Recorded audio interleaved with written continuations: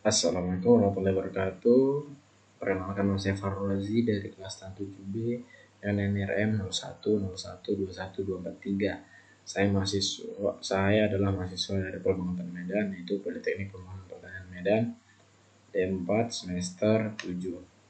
Nah, pada video ini saya akan menjelaskan tentang Undang-Undang Nomor 20 Tahun 2016 tentang merek, juga Permentan Nomor 67 Tahun 2016 tentang Kelembagaan Petani, Undang-Undang Nomor 8 Tahun 1999 tentang Perlindungan Konsumen, Pertanian Organik dalam Permentan Nomor 64 Tahun 2013, dan juga hak paten.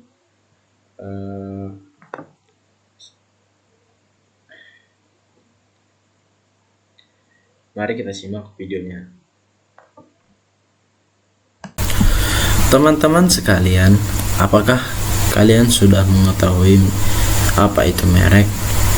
Nah, pengertian merek ataupun merek dagang adalah nama, tanda, atau simbol yang diasosialisasikan dengan produk ataupun jasa sebagai bentuk identitas.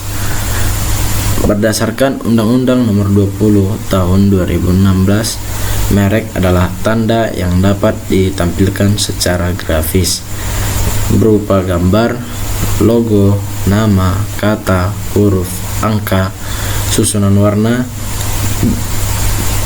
dalam bentuk 2 dimensi ataupun 3 dimensi, suara, hologram, ataupun kombinasi dari 2 ataupun lebih unsur untuk membedakan barang dan jasa yang diproduksi oleh orang atau badan hukum dalam kegiatan perdagangan barang ataupun jasa.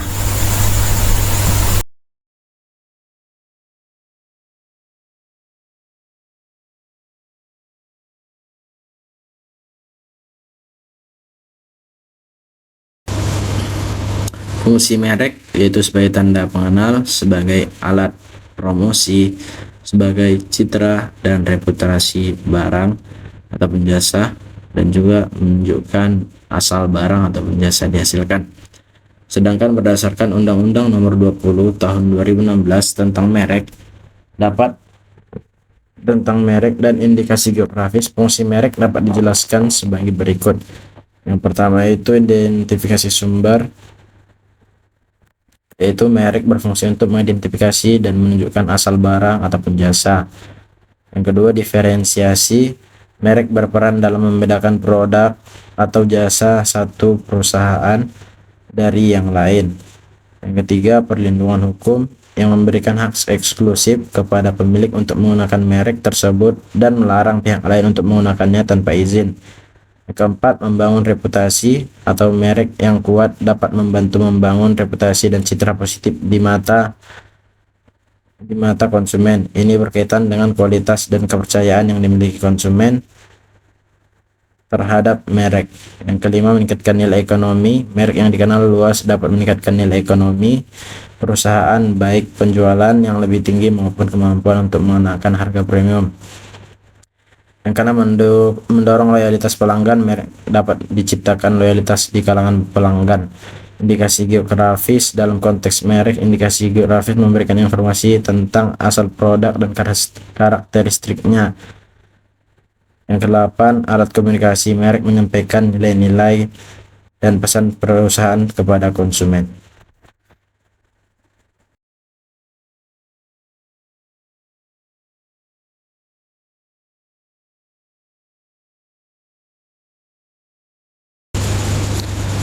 Kemudian, jenis merek.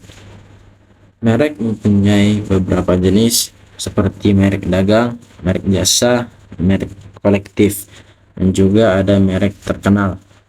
Nah, merek dagang ini adalah merek yang digunakan pada barang yang diperdagangkan ataupun merek yang digunakan untuk membedakan barang dari satu perusahaan dengan barang dari perusahaan lainnya. Contohnya adalah merek produk makanan ataupun minuman. Yang kedua itu ada merek jasa. Nah, merek jasa adalah merek yang digunakan pada jasa yang diperdagangkan, ataupun merek yang digunakan untuk membedakan jasa yang ditawarkan oleh satu perusahaan dengan jasa dari perusahaan lain. Contohnya itu seperti merek untuk layanan transportasi ataupun konsultasi. Nah, yang ketiga ialah merek kolektif, adalah merek yang digunakan pada barang ataupun jasa dengan karakteristik yang sama yang diperdagangkan oleh beberapa untuk membedakan dengan barang ataupun jasa lain. Ataupun merek yang dimiliki oleh sekelompok orang atau badan hukum yang digunakan untuk menunjukkan bahwa barang atau jasa berasal dari anggota kelompok tersebut. Contohnya adalah merek yang digunakan oleh pengrajin lokal dalam suatu komunitas. Dan merek yang terakhir adalah merek terkenal. Merek terkenal ini dikenal luas oleh masyarakat, baik di dalam maupun di luar negeri. Perlindungan untuk merek terkenal lebih kuat untuk mencegah penyalahgunaan dan kebingungan di pasar.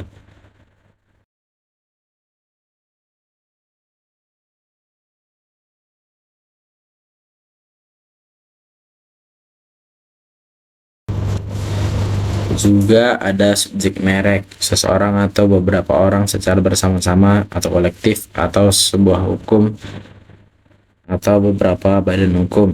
Merek sangat efektif sebagai tanda pengenal, maka pemakaiannya tidak terbatas produk komersial atau perusahaan saja. Nah, subjek merek ini bisa perseorangan ataupun individu atau orang pribadi dapat mendaftarkan merek atas nama mereka sendiri. Ini sering terjadi pada usaha kecil atau individu yang memiliki usaha dagang. Yang kedua itu badan hukum, organisasi atau perusahaan baik yang berbentuk perseroan terbatas atau PT, koperasi atau bentuk badan hukum lainnya dapat mendaftarkan merek atas nama badan hukum tersebut. Ini mencakup perusahaan besar dan usaha kecil. Yang ketiga, komunitas ataupun kelompok. Dalam hal merek kolektif, subjeknya adalah kelompok atau komunitas tertentu yang memiliki tujuan bersama dalam menggunakan merek tersebut. Contoh termasuk produk kerajinan lokal yang dihasilkan oleh sekelompok pengrajin. Dan yang terakhir adalah pihak yang mendapatkan lisensi. Pihak yang menerima lisensi dari pemilik merek juga dapat berfungsi sebagai subjek dalam konteks penggunaan merek meskipun mereka bukan pemilik sah. Kemudian ada fungsi pendaftaran merek, yaitu sebagai alat bukti bagi pemilik yang berhak atas merek yang didaftarkan, sebagai dasar penolakan terhadap merek yang sama keseluruhan atau sama pada pokoknya, sebagai dasar untuk mencegah orang lain memakai merek yang sama keseluruhan atau sama pada pokoknya dalam pendaftaran untuk peredaran untuk barang ataupun jasa sejenis. Kemudian kita bahas tentang pendaftaran merek, yaitu melalui pengajuan permohonan. Pemohon harus mengisi formulir dan menyerahkan dokumen yang diperlukan, termasuk contoh merek yang akan didaftarkan. Yang kedua, pemeriksaan substantif. Yang ketiga, penerbitan sertifikat.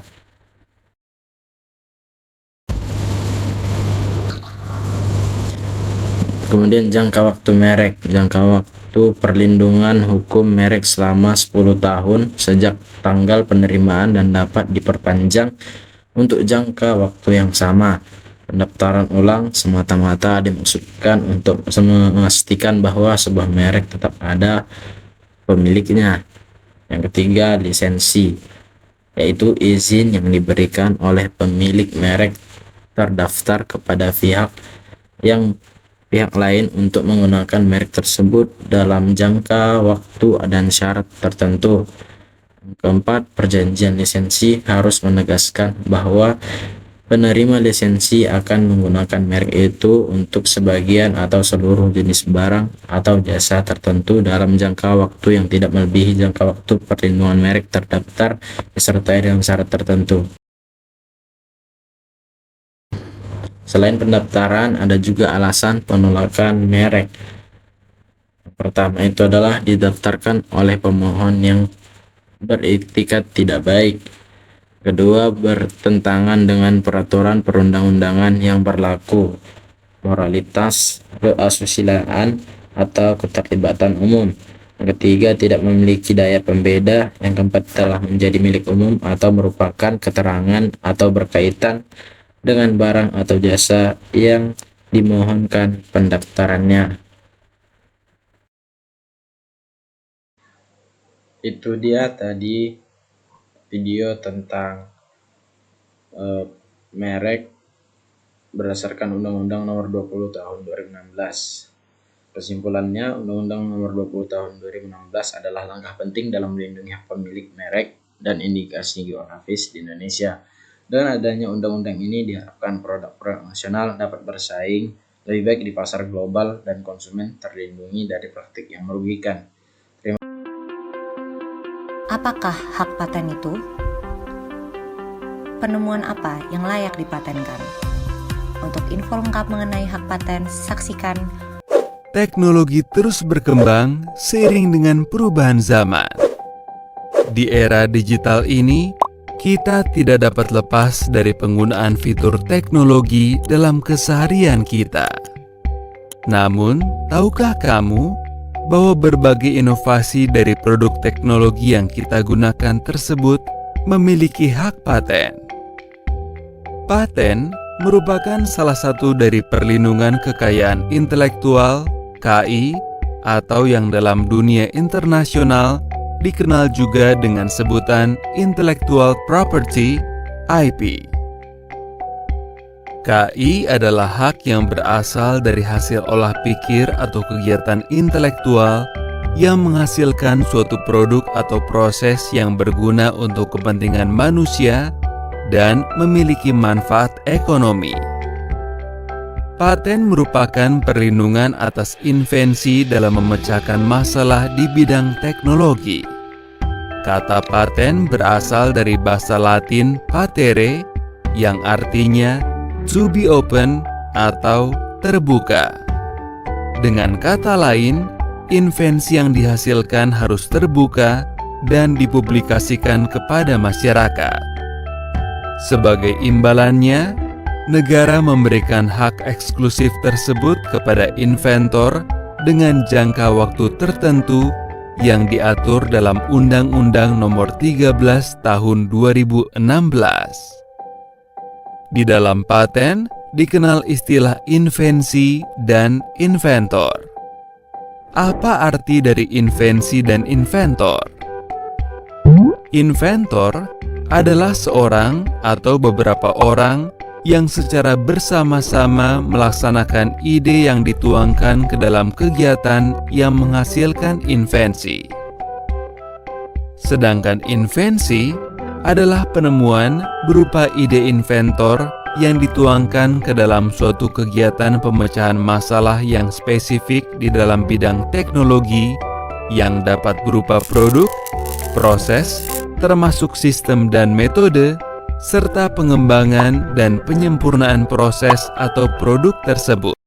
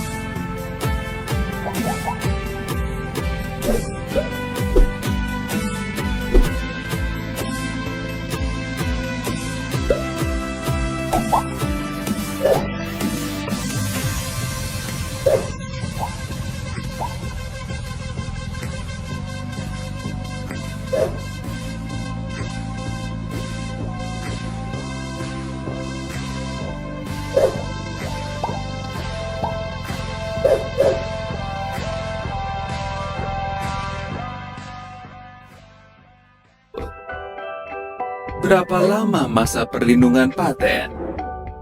Masa perlindungan paten adalah 20 tahun untuk paten biasa dan 10 tahun untuk paten sederhana.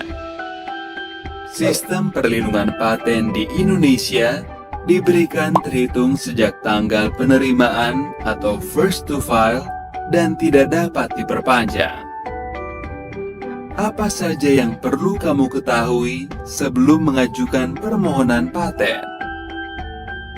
Sebelum mengajukan permohonan paten ke Direktorat Jenderal Kekayaan Intelektual Kemenkumham, sebaiknya invensi yang diajukan belum terpublikasi atau maksimal 6 bulan pada sidang dan forum ilmiah tertutup. Kemudian melakukan penelusuran dokumen pembanding dan analisis patentabilitas terlebih dahulu yang bertujuan untuk memenuhi syarat patentabilitas, yaitu kebaruan atau novelty, mengandung langkah inventif atau inventive step, serta dapat diterapkan di dalam industri atau industrial applicable. LIPI sebagai lembaga penelitian nasional merupakan penghasil paten terbanyak di Indonesia. Fungsi pengelolaan KI termasuk paten di LIPI dilakukan oleh Pusat Inovasi sejak tahun 2001. Total paten yang telah dihasilkan dan didaftarkan oleh LIPI ke Ditjen HKI adalah sebanyak lebih dari 750 paten penelitian terhitung dari tahun 1991 sampai dengan September 2018. Apakah manfaat dari paten? Paten, selain sebagai salah satu bentuk perlindungan hukum bagi kekayaan intelektual, juga merupakan sebuah penghargaan moral kepada pencipta inovasi atas hasil karya ilmu pengetahuan dan teknologi yang telah dihasilkan, sehingga bermanfaat serta mendorong semangat dan menumbuh kembangkan kreativitas untuk terus berkarya dan mencipta. Paten juga meningkatkan kapasitas iptek, daya saing industri, dan menumbuhkan perekonomian bagi negara.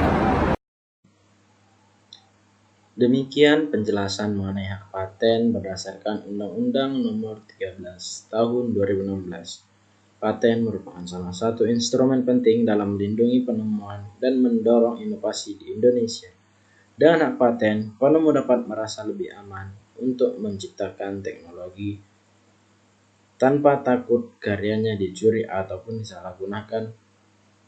Bagi masyarakat dan negara, paten juga memberikan manfaat dalam meningkatkan daya saing teknologi dan ekonomi. Pertanian di Indonesia merupakan sektor yang sangat penting, mengingat sebagian besar penduduk bergantung pada kegiatan pertanian.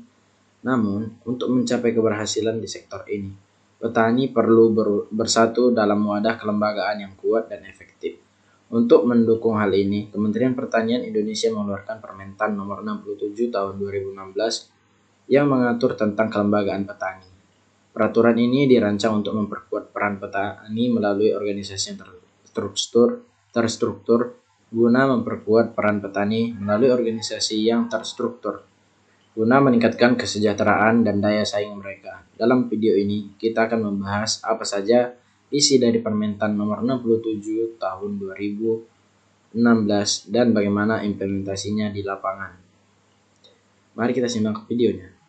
67 tahun 2016 tentang kelembagaan petani. Kelompok tani adalah kumpulan petani peternak pekebun yang dibentuk oleh petani atas dasar kesamaan kepentingan, kesamaan kondisi lingkungan sosial, ekonomi dan sumber daya, kesamaan komoditas dan keakraban untuk meningkatkan dan mengembangkan usaha anggota. Menurut aturan tersebut, fungsi kelompok tani dibedakan menjadi 3. Fungsi yang pertama adalah kelompok tani sebagai kelas belajar. Maksudnya kelompok tani sebagai wadah belajar mengajar antar anggota untuk meningkatkan pengetahuan, keterampilan, dan sikap agar tumbuh dan berkembang menjadi usaha tani yang mandiri melalui pemanfaatan dan akses kepada sumber informasi dan teknologi, sehingga meningkatkan produktivitas, pendapatan, serta kehidupan yang lebih baik. Fungsi yang kedua adalah kelompok tani sebagai wahana kerjasama. Maksudnya kelompok tani merupakan wadah kerjasama antar sesama petani dalam poktan dan antar poktan maupun dengan pihak lain, sehingga menjadi usaha tani yang lebih efisien dan mampu menghadapi tantangan, ancaman, hambatan, dan lebih menguntungkan. Fungsi yang ketiga kelompok tani adalah sebagai unit produksi. Maksudnya, usaha masing-masing anggota poktan secara keseluruhan merupakan satu kesatuan yang dapat dikembangkan menjadi skala ekonomi usaha dengan menjaga kuantitas, kualitas, dan kontinuitas.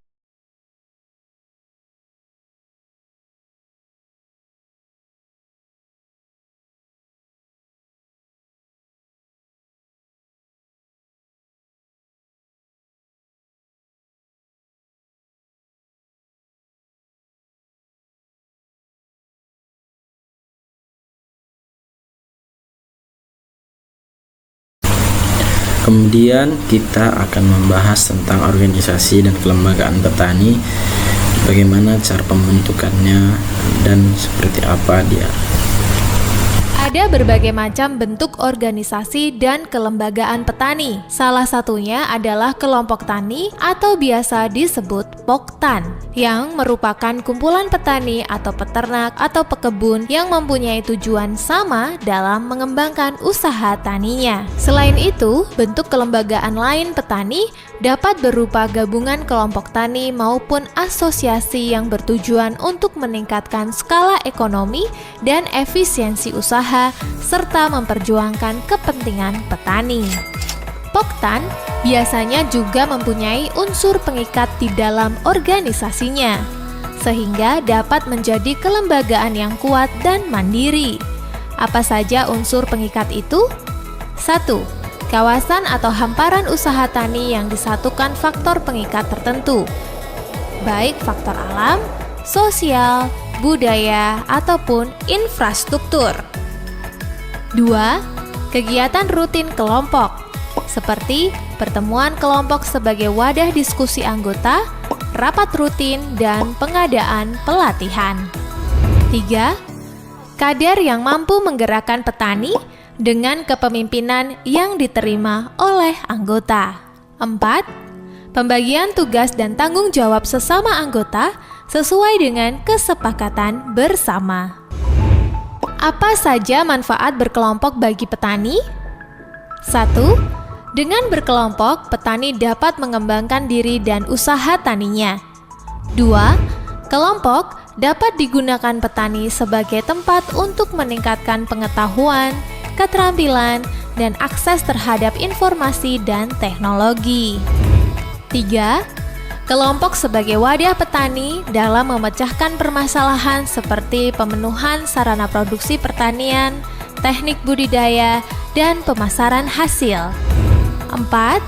Kelompok sebagai tempat untuk memperkuat kerjasama antar anggota ataupun antar kelompok yang semakin terarah.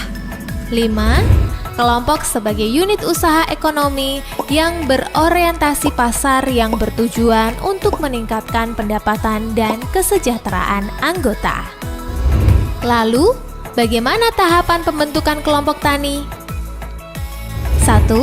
Membuat tim persiapan pembentukan kelompok dengan minimal 3 orang untuk menyusun aturan main anggaran dasar dan anggaran rumah tangga. 2. Anggota yang tergabung antara 20 hingga 30 orang, tergantung kondisi lingkungan masyarakat dan usaha tani. 3. Menyiapkan fotokopi KTP calon anggota-anggota. 4. Mengagendakan rapat pembentukan kelompok yang dihadiri oleh tokoh-tokoh masyarakat. 5. Rapat pembentukan kelompok ini harus menyepakati beberapa hal, yaitu nama dan tujuan kelompok, anggaran dasar dan anggaran rumah tangga, struktur organisasi, jenis dan usaha kelompok, jumlah iuran kelompok, dan program kerja kelompok. 6. Hal-hal tersebut harus tercatat dalam berita acara yang ditandatangani oleh peserta dengan melampirkan fotokopi KTP. Salah satu yang perlu disiapkan dalam membangun organisasi yaitu 1. Anggaran dasar.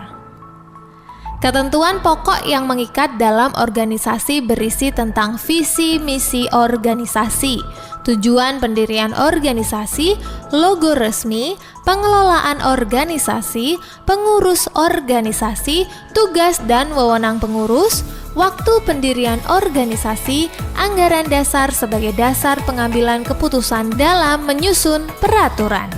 2. Anggaran rumah tangga.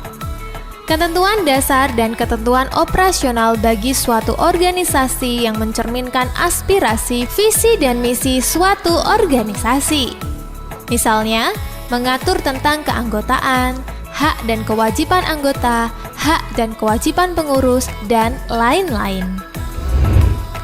Setelah terbentuk kelompok tani, anggota harus bersama-sama memperkuat kelembagaan untuk mencapai tujuan bersama. Apa saja yang harus dikerjakan? 1. Melakukan pertemuan rutin anggota dan pengurus dalam rapat anggota, rapat pengurus, pertemuan kelompok, dan sebagainya. 2. Menyusun peraturan atau SOP yang disepakati di dalam kelompok. 3. Menyusun rencana kerja partisipatif. 4. Menyediakan sumber informasi dan teknologi bagi anggota. 5. Mengembangkan modal usaha tani dari iuran anggota maupun hasil dari kegiatan bersama. Nah, di era modern ini, masyarakat Indonesia semakin aktif dalam melakukan transaksi, baik secara online maupun offline.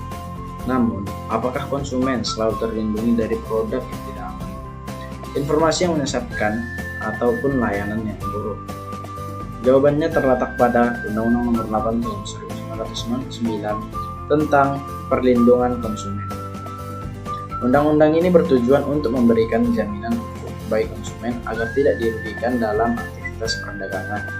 Dalam video ini, kita akan membahas poin-poin penting dari Undang-Undang Nomor 8 Tahun 1999 dan bagaimana implementasinya dalam kehidupan sehari-hari. Mari kita simak video ini. Sebelum kita masuk ke dalam Undang-Undang Nomor 8 Tahun 1999, perlu kita ketahui pelaku usaha dan konsumen. Pelaku usaha adalah setiap orang ataupun perseorangan atau badan usaha, baik yang berbentuk dalam hukum, badan hukum maupun bukan badan hukum yang didirikan dan berkedudukan atau melakukan kegiatan dalam wilayah hukum negara Republik Indonesia, baik sendiri maupun sama-sama melalui perjanjian menyelenggarakan kegiatan usaha dalam berbagai bidang ekonomi. Konsumen adalah individu atau kelompok yang membeli, menggunakan atau mengonsumsi barang atau jasa untuk memenuhi kebutuhan dan keinginannya. Dalam konteks ekonomi, konsumen berperan sebagai pihak mendukung siklus pasar karena mereka adalah yang menentukan permintaan terhadap produk layanan. Dalam pertimbangan Undang-Undang Nomor 8 Tahun 1999 tentang perlindungan konsumen dinyatakan bahwa pembangunan nasional bertujuan untuk mewujudkan suatu masyarakat adil dan makmur yang merata material dan spiritual dalam era demokrasi ekonomi berdasarkan Pancasila dan Undang-Undang Dasar 1945.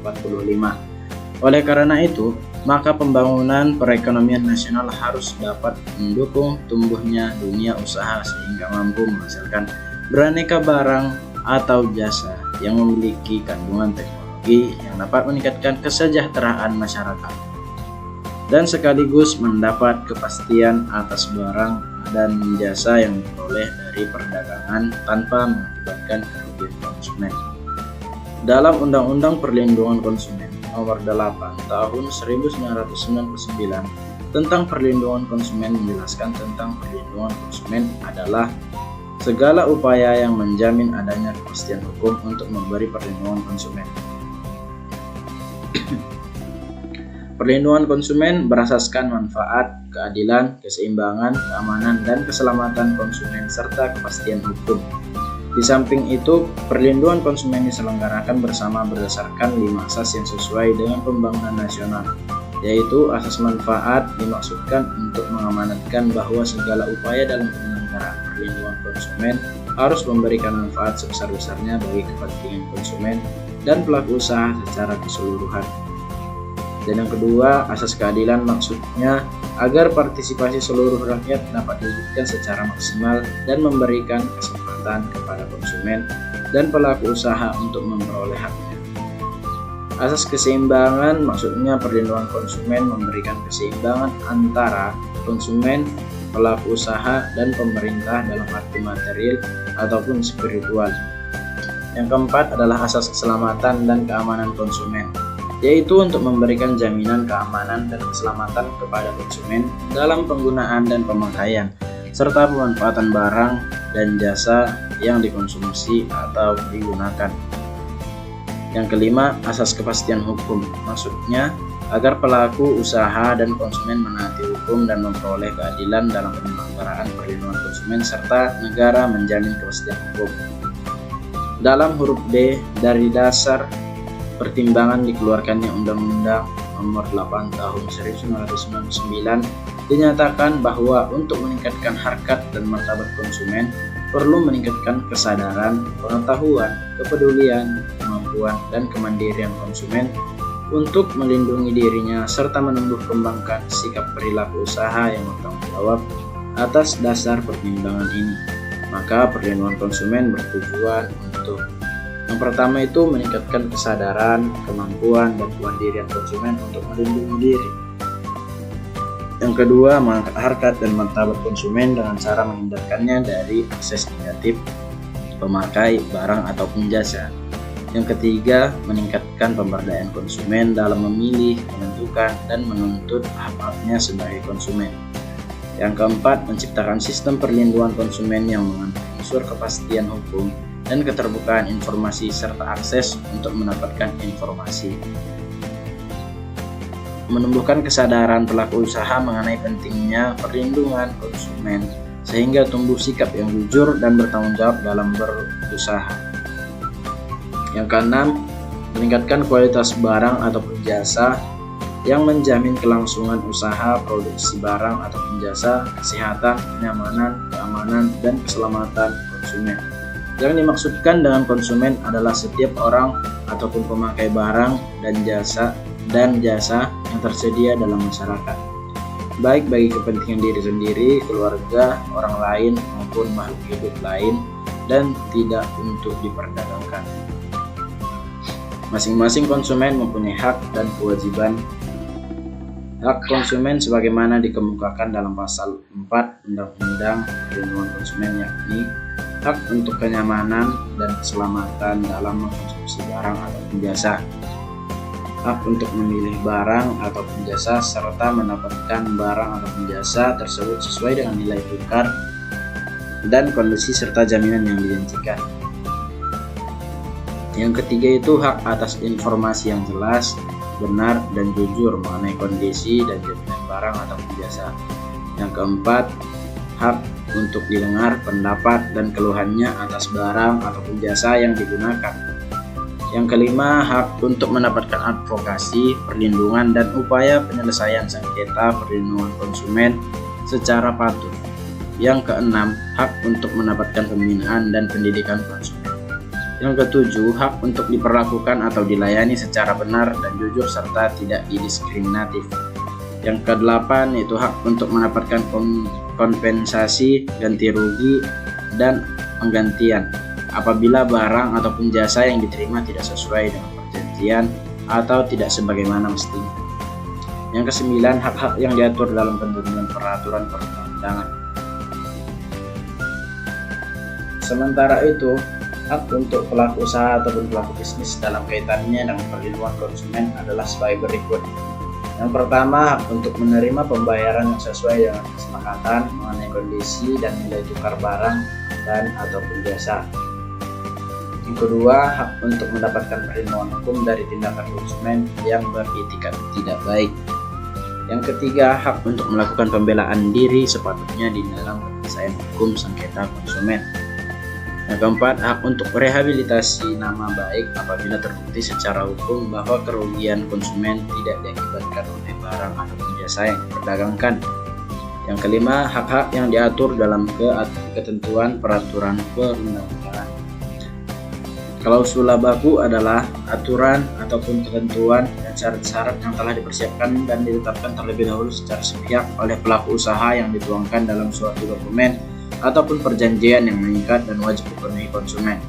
Yang termasuk pencantuman klausula baku yang tidak diperbolehkan oleh Undang-Undang Perlindungan Konsumen adalah: yang pertama itu, pelaku usaha dalam menawarkan barang ataupun jasa yang ditujukan untuk diperdagangkan dilarang membuat atau mencantumkan klausula baku pada setiap dokumen ataupun perjanjian apabila menyatakan pengalihan tanggung jawab pelaku usaha, menyatakan bahwa pelaku usaha berhak menolak penyerahan kembali barang yang dibeli konsumen, menyatakan bahwa pelaku usaha berhak menolak penyerahan kembali uang yang dibayarkan atas barang ataupun jasa yang dibeli oleh konsumen, menyatakan pemberian kuasa dari konsumen kepada pelaku usaha baik secara langsung maupun tidak langsung untuk melakukan segala tindakan sepihak yang berkaitan dengan barang yang dibeli oleh konsumen secara angsuran, mengatur perihal pembuktian atas hilangnya kegunaan barang atau pemanfaatan barang yang dibeli oleh konsumen, memberi hak kepada pelaku usaha untuk mengurangi manfaat jasa ataupun mengurangi harta kekayaan konsumen yang menjadi objek jual beli jasa,